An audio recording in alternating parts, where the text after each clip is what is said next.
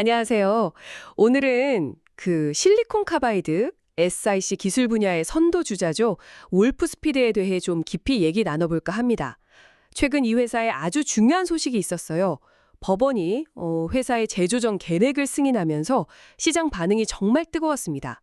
wolfspeed가 그동안 어떤 어려움을 겪었고 또 왜 이런 구조조정이 필요했는지, 그리고 이게 앞으로 회사나 첨단 기술 산업 전반에 어떤 의미가 있을지 좀 자세히 들여다보겠습니다. 재무구조 재편 과정부터 미래 성장 전략까지 하나씩 한번 풀어보죠.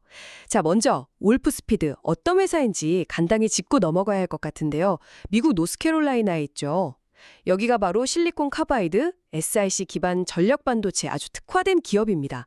근데 이 SiC, 이게 왜 이렇게 중요한 거죠? 네. 정말 핵심적인 질문인데요. SiC는 기존 반도체의 주재료인 실리콘하고 비교하면요. 훨씬 높은 전압, 그리고 높은 온도를 견딜 수가 있어요. 전력 손실은 또 확 줄여주고요. 전력 손실을 줄인다? 네. 그게 무슨 뜻이냐면 결국 에너지를 훨씬 효율적으로 쓸 수 있게 해준다는 거죠. 예를 들어 전기차를 보면 SiC 반도체가 인버터 효율을 높여주거든요. 그럼 주행거리가 눈에 띄게 드러나고 충전 시간은 또 줄어들고요. 와, 주행거리랑 충전 시간, 운전자들한테는 정말 직접적으로 와닿는 부분이네요. 그렇죠. 체감 성능 향상에 바로 영향을 미치는 겁니다. 전기차뿐만 아니라 태양광이나 풍력 같은 신재생 에너지 쪽에서도 중요하겠네요. 에너지 변환 효율 같은 거요. 정확합니다. 전력 변환 과정에서 손실을 줄이는 게 아주 중요하거든요. 그래서 이게 에너지 전환 시대의 진짜 핵심 소재다. 이렇게 불리는 겁니다. 특히 그 전기차 시장 성장세가 예상보다 더 빠르잖아요. 그래서 SiC 반도체 수요는 정말 폭발적으로 늘어날 걸로 보고 있습니다. 폭발적이요? 어느 정도로요? 향후 몇 년간 연평균 30% 이상 성장할 거다 이런 예측도 나올 정도니까요. 울프스피드는 바로 이 분야에서 SiC 웨이퍼 생산부터 칩 설계, 제조까지 다 하는 이른바 수직 계열화를 구축해서요. 기술력이나 생산 능력 면에서 시장을 좀 이끌어왔던 회사 중 하나죠. 특히 그 고품질 SiC 웨이퍼 만드는 능력, 이게 경쟁력의 핵심이었어요. 그런데 이렇게 기술도 좋고 시장 전망도 밝은 회사가 왜 갑자기 재정적으로 어려워지고 결국 법정 관리까지 신청하게 된 걸까요? 좀 의아한데요. 네, 그게 참 아이러니한 지점인데 바로 그 밝은 미래에 대한 과감한 투자, 어떻게 보면 좀 지나치게 공격적인 투자 때문이었습니다. SiC 시장이 엄청나게 클 거다 이렇게 보고 경쟁사들보다 확 앞서 나가려고 정말 대규모로 생산시설 투자를 단행했거든요. 투자 규모가 컸군요. 네, 대표적인 게 그 뉴욕주 모워크밸리 지은 세계 최대 규모의 200mm SiC 팹, 그러니까 공장인데요. 이런 투자가 미래 시장을 잡으려면 꼭 필요하긴 했지만 워낙 천문학적인 돈이 들어가다 보니까 부채가 그냥 눈덩이처럼 불어난 거죠. 미래를 위한 투자였는데 그게 당장의 개정 압박으로 돌아온 거군요. 부채가 구체적으로 어느 정도 수준이었나요? 정확한 액수는 시점 따라 좀 다르긴 한데 재조정 계획 직전에는 수십억 달러 규모의 빚을 지고 있었고요. 특히나 금리가 막 오르던 시기였잖아요. 그러니까 이자 부담이 정말 상당했습니다. 이자 부담. 네, 그러니까 버는 돈보다 미래 투자에 나가는 돈, 그리고 이자 내는 돈이 훨씬 커진 그런 구조가 된 거죠. 거기다가 또 팬데믹 이후에 계속된 공급망 문제들, 원자재 가격 오르는 거, 그리고 반도체 산업 자체가 원래 좀 경기를 타잖아요. 이런 변동성까지 다 겹치면서 현금 흐름이 더 나빠진 겁니다. 연구개발이나 추가 생산시설 확대 같은 걸 하려고 해도 돈 구하기가 어려워졌겠네요. 그렇죠. 성장 엔진에 계속 기름을 부어야 하는데 그럴 여력이 점점 없어진 상황이었던 겁니다. 그래서 울프스피드가 내린 결정이 바로 그 챕터 11 파상보호 신청이었군요.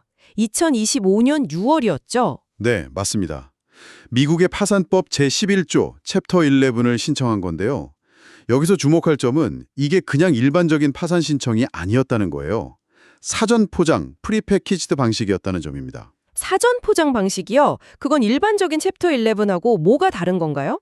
보통 챕터 11 절차는요. 법원에 일단 신청을 하고 나서 그 다음에 채권자들하고 아주 복잡하고 시간도 오래 걸리는 협상을 거쳐서 구조조정 계획을 만들거든요. 근데 이 사전 포장 방식은 법원에 신청하기 전에 이미 주요 채권자들하고 구조조정 계획에 대해서 합의를 다 끝내놓고 시작하는 거예요. 미리 합의를 하고 들어간다. 네, 훨씬 빠르고 효율적이죠. 사업 중단이나 이런 혼란을 최소화하면서 재무 구조를 빠르게 개선할 수 있다는 큰 장점이 있습니다. 울프스피드도 이 방식을 써서 불과 몇 달 만에 법원의 최종 승인을 받아내는 걸 목표로 했던 거죠. 와, 정말 영리한 전략적인 선택이었네요. 위기를 최대한 빨리 그리고 효율적으로 넘기려는 의지가 보이는데요. 그리고 그 결과가 이제 나온 거군요. 부채를 줄이는 건데요. 회사 전체 빚의 약 70%를 줄이는 내용입니다. 이건 그냥 숫자 좀 줄이는 수준이 아니라 회사를 짓누르던 재무적인 족쇄를 거의 풀어버리는 그런 효과를 가져오는 거죠. 70% 감축이라니 정말 엄청난 규모네요. 재무 구조가 완전히 새롭게 짜여지겠는데요? 그렇습니다. 그동안 계속 발목을 잡던 이자 부담에서 벗어나게 되니까요. 이제 회사는 그렇게 확보된 현금, 유동성을 가지고 진짜 중요한 곳에 쓸 수 있게 되는 거죠. 예를 들면 R&D 투자라던가 핵심 인력 확보, 생산 설비 안정화하고 효율 높이는 거, 또 고객 지원 강화하는 거, 이런 기업의 본질적인 경쟁력을 키우는데 다시 집중할 수 있게 된 겁니다. CEO도 뭔가 메시지를 냈겠군요. 네, 울프스피드 CEO 로버트 퓨어레도 공식 성명에서 이제 재정적 유연성을 확보했으니 전략적 우선순위에 더 빨리 대응하고 SIC 분야 리더십을 더 단단히 하겠다, 이렇게 강조했습니다. 어떻게 보면 생존 모드에서 다시 성장 모드로 기여를 바꿀 수 있는 발판이 마련된 거죠. 근데 그 법원 승인 소식 나오자마자 시장 반응이 정말 대단했다면서요? 주가가 엄청나게 뛰었다고. 네, 맞아요. 프리마켓 거래에서 주가가 무려 82%나 급등했습니다. 82%요. 82%요? 와, 하루 만에요? 네, 거의 하루 만에 2배 가까이 뛴 거죠. 이건 투자자들이 이번 구조조정이 성공적이라고 보는 것, 그리고 앞으로 울프스피드가 성장할 가능성에 대해서 얼마나 크게 기대하고 있는지를 그냥 단적으로 보여주는 증거라고 할 수 있습니다. 단순히 빚 문제 해결돼서 다행이가 이 정도가 아니군요. 그렇죠. 그 안도감을 넘어서 이제 재무적으로 건강해진 울프스피드가 앞으로 사이식 시장 성장을 이끌어갈 거다. 이런 강한 믿음이 반영된 결과라고 봐야겠죠. 82% 상승이라 정말 시장의 기대감이 느껴지네요. 그럼 이제 울프스피드는 구체적으로 어떤 미래 전략을 그리고 있을까요? 단순히 빚 덜어낸 걸 넘어서 이 기회를 어떻게 살리려고 할까요? 일단 단기적으로는요. 재무 안정성을 찾았으니까 운영을 정상화하고 시장의 신뢰를 다시 회복하는 데 집중할 겁니다. 하지만 중장기적인 목표는 훨씬 더 야심찹니다. 기술 혁신은 계속하면서 사이식 시장에서 그야말로 절대 강자의 자리를 굳히겠다는 거예요. 절대 강자. 구체적으로 어떤 전략들이 있을까요? 몇 가지 핵심 전략이 있는데요. 첫째는 주요 고객사들, 특히 전기차 분야의 큰 자동차 회사들 있잖아요. 이들과의 파트너십을 더 끈끈하게 만드는 겁니다. 안정적으로 제품을 공급하면서 차세대 기술 개발도 같이 협력해서 시장 지배력을 높이려는 거죠. 고객사 관계 강화. 또 다른 건요? 둘째는 사이식 기술의 적용 범위를 넓히는 데 힘쓸 겁니다. 지금 주력인 전기차나 신재생 에너지 말고도요. 예를 들면 데이터 센터 전력 효율 높이는 거, 5G 통신 장비, 산업용 모터 제어, 심지어는 인공지능 AI 연산에 필요한 고성능 컴퓨팅 전력 공급까지 사이식이 필요한 새로운 성장 동력을 계속 찾고 있어요. 생각보다 쓰일 곳이 정말 많거든요. 생각보다 훨씬 다양한 분야에 적용될 수 있군요. 네. 그리고 셋째는 생산성 향상과 원가 절감 노력입니다.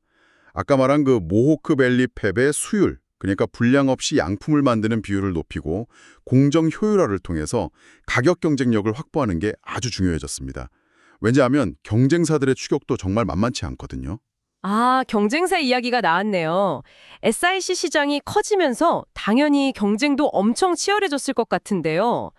울프스피드가 예전 같은 리더십을 계속 유지할 수 있을까요? 네, 아주 중요한 지적입니다. ST 마이크로일렉트로닉스, 인피니언, 온세미, 롬 같은 정말 쟁쟁한 반도체 기업들이 전부 다 SIC 시장에 공격적으로 투자하고 있어요. 울프스피드가 기술력 면에서는 그래도 좀 앞서했다는 평가를 받긴 하지만 이 경쟁사들은 또 막강한 자본력하고 기존 실리콘 반도체 시장에서의 경험, 그리고 엄청 넓은 고객 기반을 가지고 있단 말이죠. 만만치 않겠네요. 그렇죠. 그래서 울프스피드는 재무적 안정성을 확보한 지금부터가 어떻게 보면 진짜 시험대라고 할 수 있습니다. 기술적인 우위는 계속 유지하면서도 대량 생산 능력하고 가격 경쟁력까지 다 갖춰야 하는 정말 어려운 과제에 직면한 거죠. 이번 구조조정은 어떻게 보면 이 싸움을 제대로 한번 치러보기 위해서 재정비하는 시간이었다, 이렇게 볼 수도 있습니다. 자, 그럼 오늘 나눈 이야기들을 한번 정리해 볼까요? 울프스피드는 전기차, 신재생 에너지의 핵심 부품인 SiC 기술 분야를 이끌던 아주 유망한 기업이었는데 네, 그랬는데 미래 시장을 선점하려고 좀 공격적으로 투자를 하다가 심각한 부채 문제에 빠졌었죠. 맞아요. 하지만 위기 속에서 사전 포장, 챕터 11이라는 아주 전략적인 금융 기법을 썼고요. 네, 그걸 통해서 사업 중단 없이 아주 빠르게 빚의 70%를 줄이고 재무 건전성을 극적으로 회복하는 데 성공했습니다. 그리고 시장은 이 성공적인 재조정과 미래 성장 가능성에 대해서 주가가 무려 82%나 급증하는 것으로 화답했고요. 이게 지금까지의 상황이네요. 네. 이 이야기가 청취자 여러분께 시사하는 바는 크게 한 3가지 정도로 요약해 볼 수 있을 것 같은데요. 첫째는 여러분이 앞으로 타시게 될 전기차의 성능이나 또 사용하게 될 친환경 에너지의 효율성에 직접 영향을 미치는 핵심 기술, 바로 이 CIC를 만드는 기업이 어떻게 흥하고 또 어려움을 겪는지를 보여준다는 점입니다. 기술 발전이 우리 삶과 정말 가깝게 연결되어 있다는 걸 보여주는 사례죠. 네, 정말 그렇네요. 두 번째는요? 두 번째는 아무리 뛰어난 기술과 성장 잠재력을 가진 기업이라도 이 재무적인 위험 관리가 얼마나 중요한지, 그리고 위기 상황에서 얼마나 전력적으로 잘 대응해야 하는지를 아주 명확하게 보여준다는 겁니다. 기술만 믿고 가다가는 정말 큰 위험에 빠질 수도 있다는 교훈을 주는 거죠. 마지막 시사점은 뭘까요? 셋째는 첨단 기술 산업이 어떻게 돌아가는지 그 역학관계를 좀 엿볼 수 있다는 겁니다. 기술 개발 속도, 어마어마한 투자 필요성, 글로벌 공급망 문제, 금융시장의 움직임, 또 투자자들의 심리까지 이런 것들이 아주 복잡하게 얽혀서 기업의 운명을 결정하거든요. 월프스피드 사례는 이 모든 요소들이 어떻게 상호작용하는지를 보여주는 정말 흥미로운 케이스 스터디라고 할 수 있습니다. 여기서 이제 다시 한번 중요한 질문이 생기는 거죠. 재정적 안정을 되찾은 월프스피드가 과연 이 치열한 CIC 전쟁터에서 계속 기술 혁신을 하고 시장을 넓혀서 결국 승리할 수 있을까 하는 질문입니다. 오늘은 첨단 기술 분야의 선두주자였던 월프스피드가 재정적 어려움이라는 큰 파도를 넘어서 챕터 11이라는 도구를 아주 현명하게 활용해서 다시 일어설 발판을 마련한 과정을 깊이 있게 살펴봤습니다. 위기를 기회로 바꾸려는 기업의 치밀한 전략, 그리고 거기에 대한 시장의 뜨거운 반응까지 정말 흥미로운 이야기였습니다. 네, 이제 재정적 안정이라는 급한 불은 껐다고 볼 수 있죠. 총 부채의 70%를 덜어냈으니까 확실히 숨통은 트였을 겁니다. 하지만 월프스피드 앞에는 어쩌면 더 본질적인 도전 과제가 놓여 있다고 할 수 있어요. 그건 바로 기술 리더십을 계속 유지하는 것과 가격 경쟁력을 확보하는 것.